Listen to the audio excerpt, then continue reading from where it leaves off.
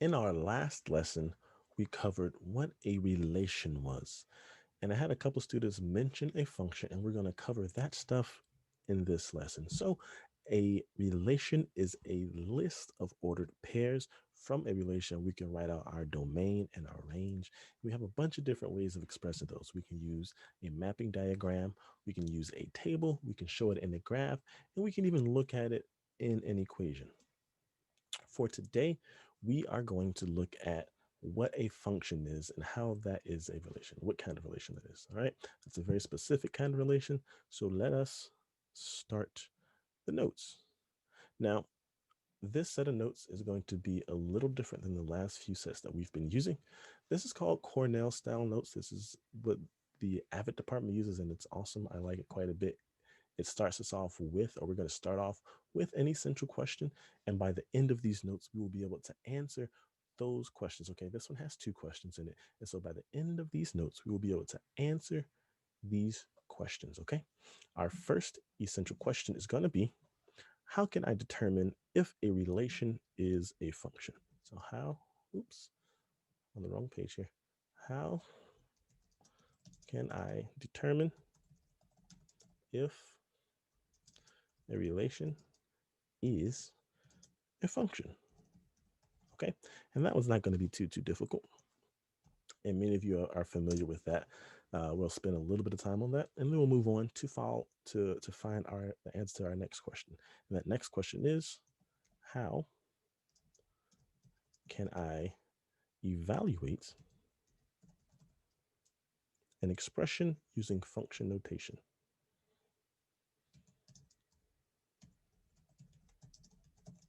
An expression using function notation. All right, and I got a little bit of a typo there. Okay, so the two questions we will be able to answer by the end of these notes are, how can I determine if a relation is a function? And how can I evaluate an expression using function notation? All right. The bulk of the notes will go here on this right side. If you have any things, any questions that you have after we've gone through the notes, you can write them here on this left side.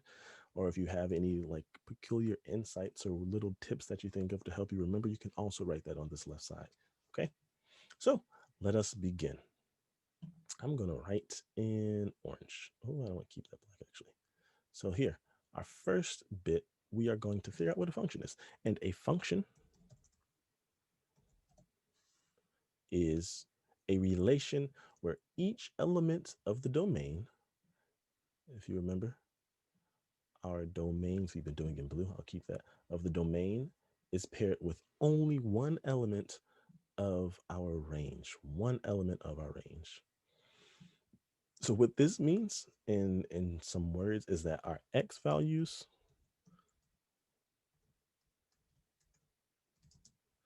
don't repeat, okay? Our x values will not repeat. We only have one x value.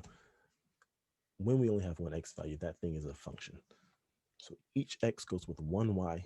Those x's do not repeat, all right? And so now let's look at some of the simplest versions of what is a function and what isn't a function and why. So this line here is a horizontal line, and a horizontal line, oops, horizontal line is a function. Mr. Williams, why is a horizontal line a function? Well, if you look at what I just said, our x's don't repeat. We can look at our x values here. We see it's a little blurry, but we can still see that this x value is -2, and it goes down to 2, -2. This one is -1, 2. This one is 0, -2. This one is 1, -2. 2, -2, 3, -2. None of these values repeat. In fact, let's go ahead and put those in the table. Our x values, let's keep these in this bright blue color. Our first x value is -2. Then our next x value is -1. Then our next one is going to be 0. And the one after that is 1. And one after that is 2. So these x values don't repeat. They go up from -2 to 2. And then when we look at these y values, even though these y values repeat, we can still say that this is a function. Our function isn't determined on our y values. It's determined on our x values. Okay, it's determined on those inputs. Remember, our x values are our inputs, our y values are our outputs. So our inputs are what determine whether something is a function or not. Our inputs, our x values tell us whether it's a function. If you see those x values repeating, then you know it's not going to be a function. And then if you don't know what the x values are, we're going to go through another way for figuring that out later. So now let's look at this next one. A vertical line, vertical means up and down. A vertical line is not a function. If we look at this, these all have the same x value. They have different y values, but all have the same x value. So this one, 1, 2, 3, 0, 1, 2, 3, 1, 1, 2, 3, 2, 1, 2, 3, negative 1, 1, 2, 3, negative 2. So all these have the same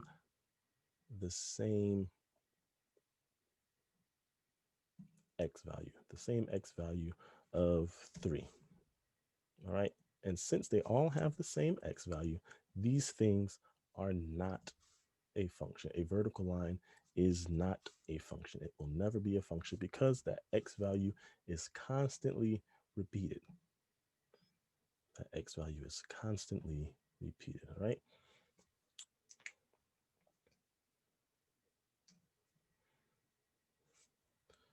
We go, even though our y value is changing, our x value stays the same, and that thing is not a function because of it. All right. So if we look at this first one, at this horizontal line, it is a function because our x value is changing. We don't have a repeating x value, even though our y values repeat. If we look at this vertical line, this is not a function because our x values do repeat, okay? And so one way to tell if something is a function or isn't a function, even if you don't know um, the x values, is to use what's called a vertical line test. If a vertical line crosses the graph of a relation in more than one point, then the relation, I'm going to put this in big red letters, the relation is not a function. All right. And I'm going to show you what that vertical line test looks like in case you haven't seen it before. So a number one says use the vertical line test to determine which of the following relations are functions. And remember, a function is a type of relation in which our x value does not repeat. So let's use this pink line here, and I'm just going to drag it across as a representative of my vertical line test. You can do this with a pencil and a paper. If you're on the computer, you can draw a line and drag it the same way I'm doing it here. So if I drag this line across this graph, notice how my pink line doesn't touch any part of the graph more than once at a time at any given point. So since that happens, this one is a function. Let's go ahead and switch back to this orange color. We're going to go ahead and type this out. This is a function. Function. Fun for function. Now, if I go look at this next one, at B, when I go to drag my line across, ooh, oh boy, we have this line touching the graph at 2 points. Okay, I have a, speak a different way, I have a point here that's being touched and a point here that's being touched. Okay, since this is touching at 2 different points, that tells me that my x value is being repeated. Okay, I have my x value repeated, and therefore this is not a function. Not a function. I'm gonna write this one in red. Not a function. All right, not a function. So now if I look at my next one, I want to pull my line off of this one, go to the next one. At C, if I carry this line from left to right, now remember that you can go from left to right, right to left, it doesn't really matter. I see that my line is only touching one part of this graph at one point at a time. So this one is a function. C is a function.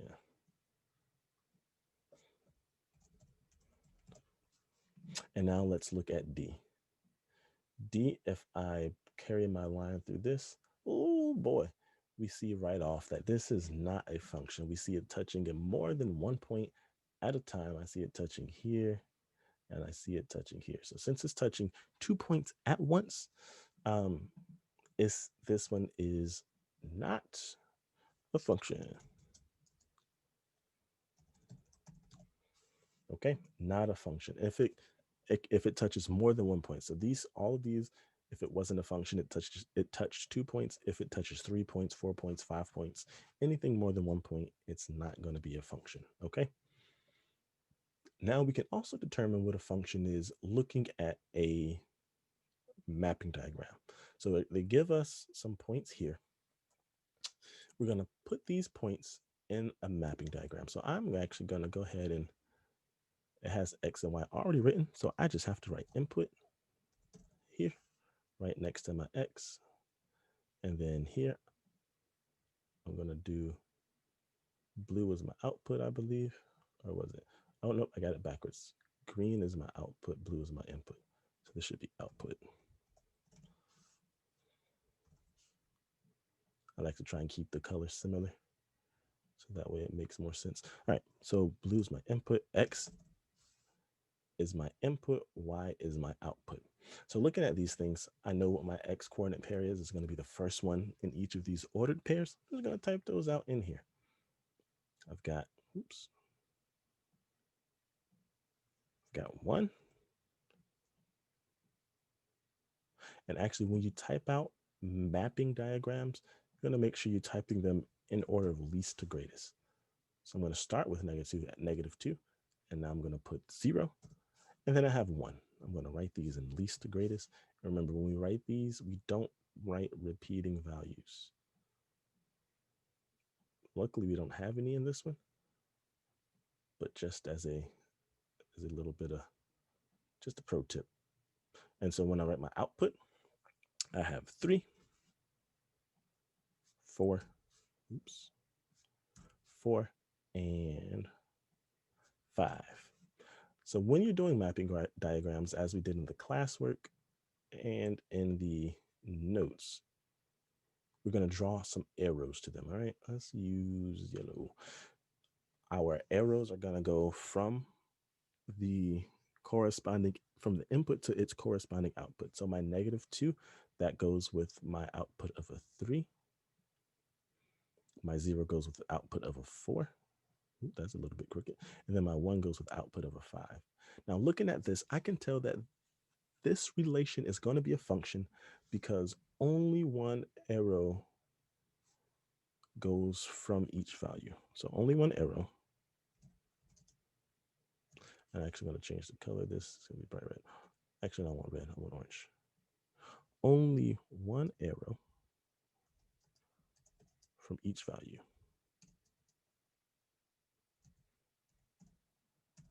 Let's put some stars around it because that's important.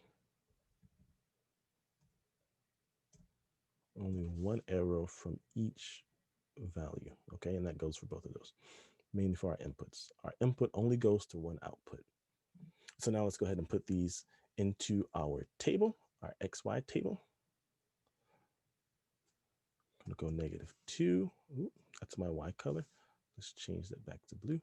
-2, 0. Come on now. And change it over here. And 1. And now my Y color is going to be 3, boop, 4, boop, 4, badoop, and 5. There we go. Now we have our diagram mapping. We have our table. And now let's plot some points. Let's plot some points. And we're going to plot this -2, 0. Remember that this horizontal axis is my X axis. And the vertical axis, the one going up and down, is my Y. So when I plot these -2, 0, I am going to go to the -x direction 2 spots, go 2 spots to the -x, 1, 2, and up 3. 1, 2, 3. I'm going to go 0, 4, 0, 1, 2, 3, 4, up 4. and then 1, 5, 1 in the positive y, positive x, I'm sorry, and then 5 in the positive y. 1, 2, 3, 4, 5. Boop, there we go. And now we have plotted this graph. And we can tell from each of these different things that this is a function. We see our mapping diagram. It doesn't, no numbers repeat. We only have one arrow coming from each value. In our table, no values repeat. We know that's going to be a function. And then in our graph, I can go ahead and pull my my vertical line tester piece down and show that this passes that vertical line test because only one point is being touched at a time. All right. But now let's go ahead and write out what the domain is. When you write out the domain, remember our domain is going to start with a capital D, a colon, and then we're going to have the curly brace, and we're going to list this in order of least to greatest. So -2, comma 0, comma 1, and close that brace. And now let's do our range. Our range is going to start with a capital R, colon, curly brace. And then we're going to go also in order of least to greatest, 3, comma 4, comma 5. That wasn't hard at all. And so as I've already said, is this a function? This absolutely is a function with a resounding yes. Yes, it is a function. All right. Let's look at another one. In this one, they give us, we are given the mapping diagram, and we're going to fill in everything else. So I'm going to start off by writing out input in blue because that's my color for X, input in blue, and then output in green, O-U-T, P-U-T, input, output. And now I'm going to actually, I'm going to go from this mapping diagram and I'm going to fill in my ordered pairs. So I have 1, -1 going to -3. That's the first one I see. And this one I'm just going to do in black. I'm not going to have colors going on with that. So I see -1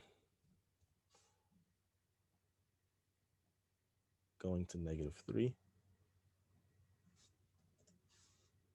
Then I have 0 going to 2.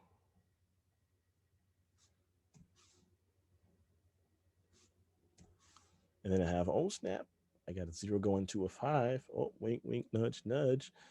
That might indicate something. 0 going to a 5. Let me move this up.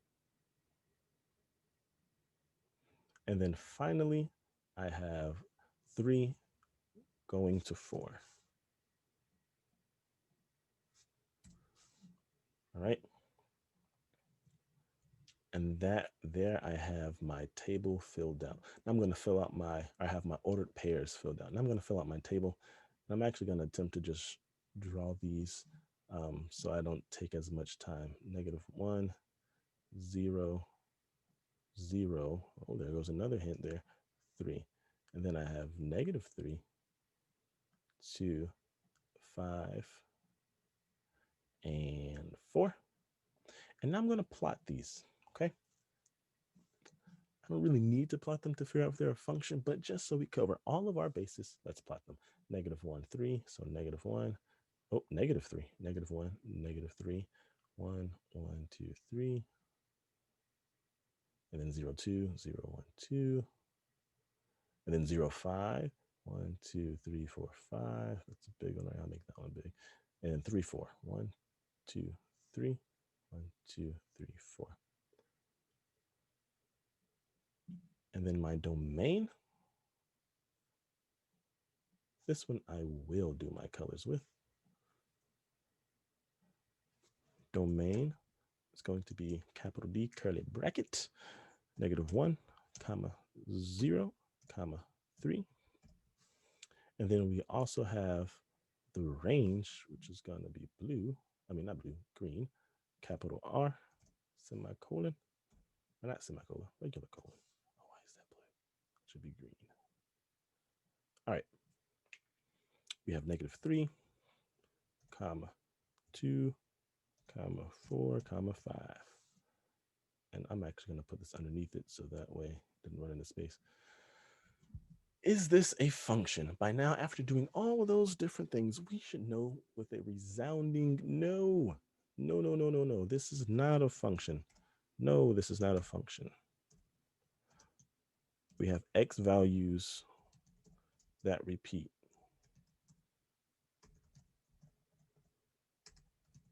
Our x values repeat. We see this here in our diagram, our mapping diagram, where this arrow goes to more than one value. We see it here in our ordered pairs where the x is listed more than once. We see it in our table where we have another x listed more than once. And then we see it in this graph where we have 2 points happening at the same time. I don't need to get my vertical line tester because I can see that they are sitting on the y-axis, right? So here we see that no, this is not a function. If at any point you got confused with what any of those things are, with how we are going to be telling whether something is a function through our various methods of a mapping diagram, a XY table, a graph, coordinate plane, through our domain and range, through ordered pairs, all that kind of stuff, please ask questions so that we can help you, so that we can help you.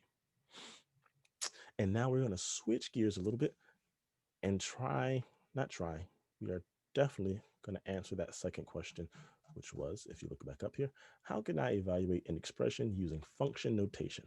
All right. So how can we evaluate expressions using function notation? First off, let's go ahead and define what function notation is. Equations that are functions can be written in a form called function notation. Function notation. That's what this line down here is for. Notation. All right. Function notation. That y equals is the same thing as writing. And let me use my equation editor. It's the same thing as writing f of x. F of x. And the way you say that is the way that I just said it, but I'll type it out so that you can see it. Is going to be f of, of x. Okay. You say that f of x.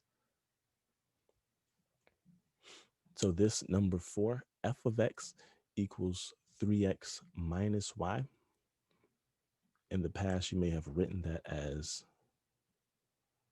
y equals 3x minus 8. These are the same thing. Remember that y equals is the same thing as f of x equals, okay? Y and f of x are interchangeable. Those are the same thing when we are talking about functions.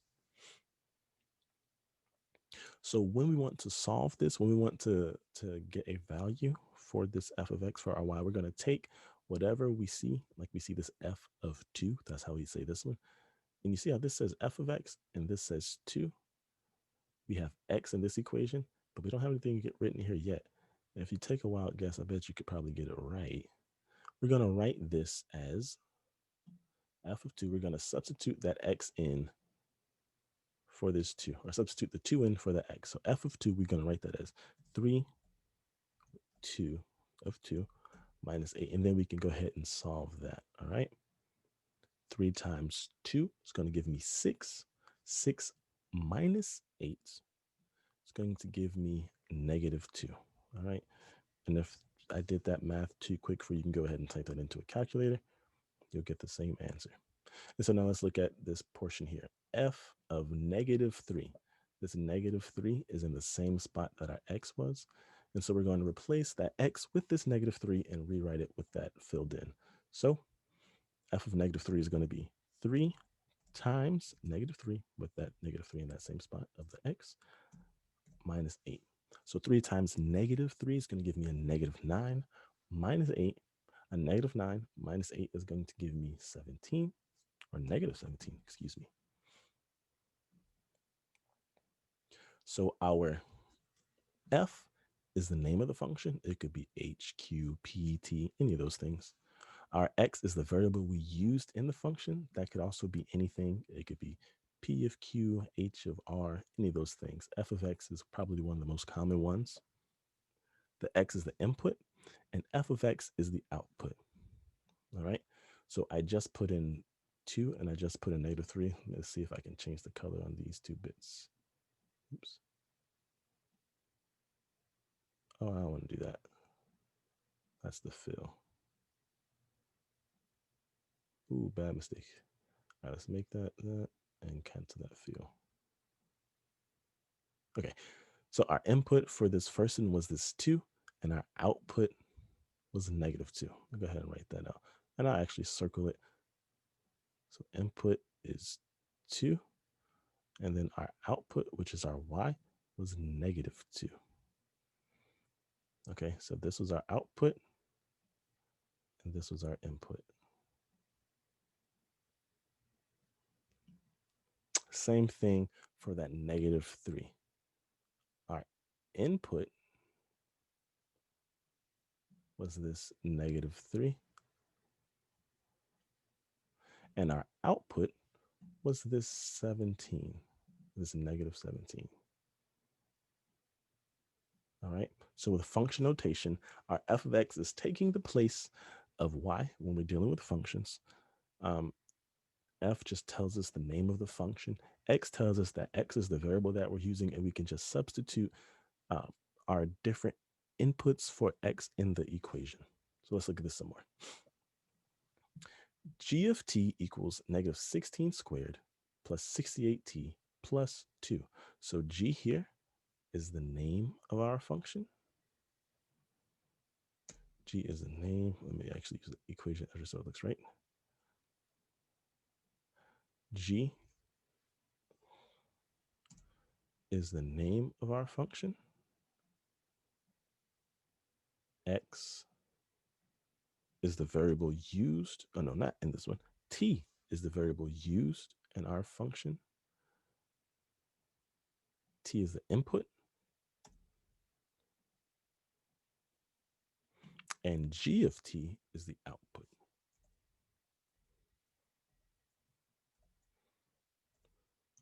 G of t is the output, okay? G of t is the output. So go ahead and plug in these values as our domain. Since we're giving our domain, we can find our range. Our domain is our input.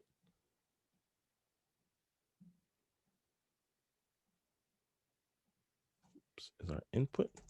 So we can use that to find our output. We're going to plug our inputs in and get output. So go ahead and plug these in to your calculator, to your Desmos graphic calculator, and then you'll get some output. So go ahead, and then you're also going to put in your X's here and your Y's. Your inputs go here, and when you find your Y's, you're going to put those in here. And then do the same thing for number 6, okay? I'm going to skip those 2, let you all do those 2, and I'm going to move on, and I'm going to show you how to do number 7. Number 7 says, evaluate the following based on the graph. Okay, so f of 0, what this is telling us is to find where y is 0 and tell us what x that is. Or when we plug 0 in for x, what is our output? When 0 is our input, what value is our output? So this one, I'm going to use a bunch of different colors. This first one is going to be green. This next one is going to be blue. Then after that, we're going to have this fuchsia pink color, followed by red for D, yellow for E, and I'm running out of colors. Purple for F. All right. So first A. When we go to 0, when we plug 0 in for x, what is our output? At 0, when our x is 0, our y is right here. That's going to be our output. Okay. So we are going to have 3. F of 0 is 3.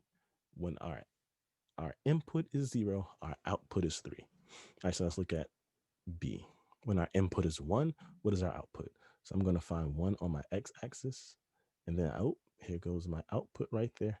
So when my input is 1, my output is 1. What is my output when my input is 2? So let's look at C. That's this color.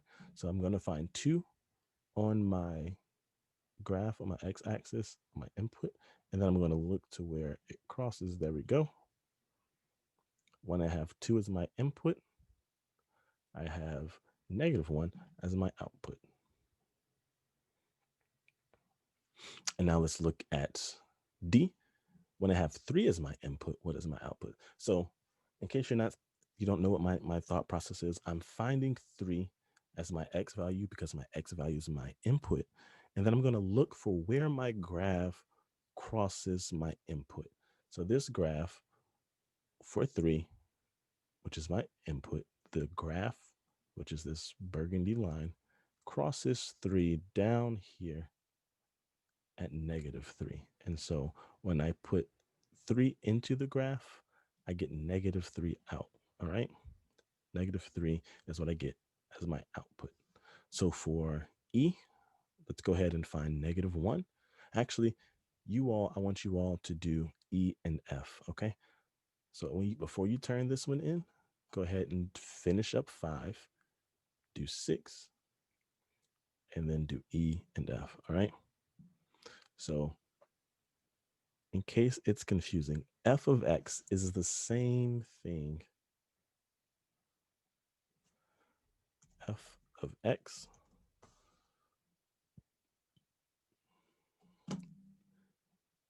is the same thing. Actually, she's a different color.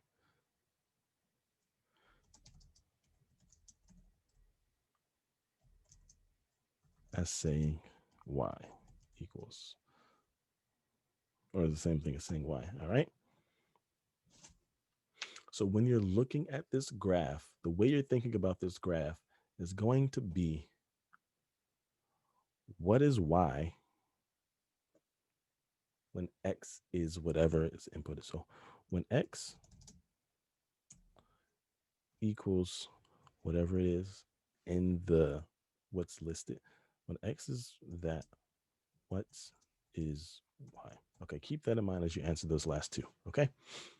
Once again, if you have any questions with any of this stuff, please do let me know. I will be here to assist. All right. And when you finish with this, let me know and I'll give you what the next task is.